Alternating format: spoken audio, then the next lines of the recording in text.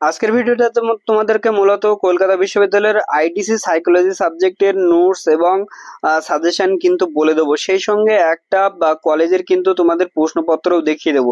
স্ক্রিনে যে প্রশ্নপত্রটা দেখতে পাচ্ছ, এটা কিন্তু একটা কলকাতা বিশ্ববিদ্যালয়ের আন্ডার একটা কলেজটার নাম বঙ্গবাসী কলেজ। এখানে তোমাদের সিলেবাস যেটা আছে সেটা হচ্ছে হিউম্যান রিসোর্স ম্যানেজমেন্ট। আইটিসি পেপারে তোমাদের যে সিলেবাসটা ফার্স্ট সেকেন্ড অথবা থার্ড সেমিস্টারে পড়তে হচ্ছে, তার সিলেবাসটার নাম হচ্ছে হিউম্যান রিসোর্স ম্যানেজমেন্ট। তো এই যে সিলেবাসটা, এটা কিন্তু তোমাদেরকে 50 নম্বরে পরীক্ষা হয় এবং তোমাদেরকে কিন্তু দুটো হচ্ছে তোমাদের 10 নম্বরের প্রশ্ন আসে এবং 5 নম্বরের প্রশ্ন আসে, সেই সঙ্গে কিন্তু তোমাদের প্র্যাকটিক্যালও থাকে। বোঝা গেল? তো এখানে বাংলা ভার্সনের প্রশ্ন আছে, তারপর আমি তোমাদেরকে সাজেশনটাও বলে দেবো এবং সেই আজকের ভিডিওতে মূলত ইংলিশ ভার্সনে তোমাদের সাজেশনগুলো দেখিয়ে দেবো এবং বাংলা ভার্সনে এর আগে একটা ভিডিও করা আছে।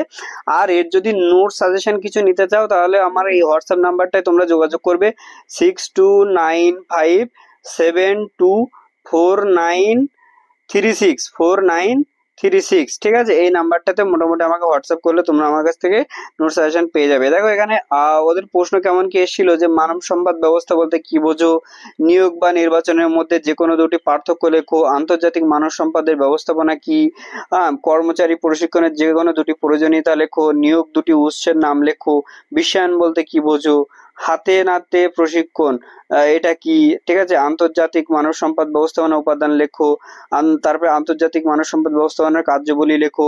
তো আমি কিন্তু এই সমস্ত সাবজেক্টের নোট সাজেশন গুলো দিই। তাছাড়া আমাদের নোট সাজেশন তো তোমরা ফলো করতেই পারবে এবং তোমাদের কলেজ থেকে যদি কোনো প্রশ্ন দেয়, যে এই প্রশ্নগুলো আসবেই বলে যদি কোনো স্যার ম্যাম দেয়, কিন্তু অ্যান্সার পাচ্ছ না, তাও যদি আমাদের কাছ থেকে পেইড নোটস নাও এবং তোমাদের কলেজের অ্যান্সার প্রশ্ন দিয়েছে সাজেশনে, তার দু একটার প্রশ্ন আমাদের সাজেশনের মধ্যে নেই, সেরকম রিলেটেড যদি প্রশ্ন থাকে তাহলে কিন্তু অ্যান্সার আমরা কিন্তু করিয়ে দেবো বা বুঝিয়ে দেবো। বোঝা গেল?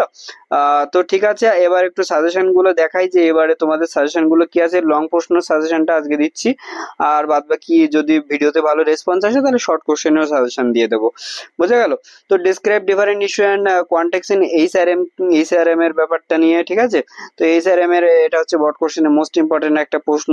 তারপরে তোমাদের আরো প্রশ্ন, যেমন 2 নম্বরে write down the steps of job analysis, ঠিক আছে? 3 নম্বরের প্রশ্ন ব্রিফলি ডিসক্রাইব দ্য, তোমার এই যে প্রশ্নগুলো আছে, একটা কথা আগে একটু বলে দিই যে এই যে প্রশ্নগুলো আছে, এই প্রশ্নগুলো কিন্তু তোমাদের পুরো ইউনিভার্সিটির উপর থেকেই তোমাদেরকে খুব সুন্দরভাবে সাজেশন করে এবং তোমাদের যারা সিনিয়ররা আছেন, যারা এর আগেও ফার্স্ট সেকেন্ড সেমিস্টারে থার্ড সেমিস্টারে এই সিলেবাসের উপর পরীক্ষা দিয়েছে, তারা কিন্তু আমাদের নোটস বা সাজেশন নিয়ে কিন্তু 100% কমন পেয়েছে এবং খুব ভালোভাবে পরীক্ষা দিতে পেরেছে।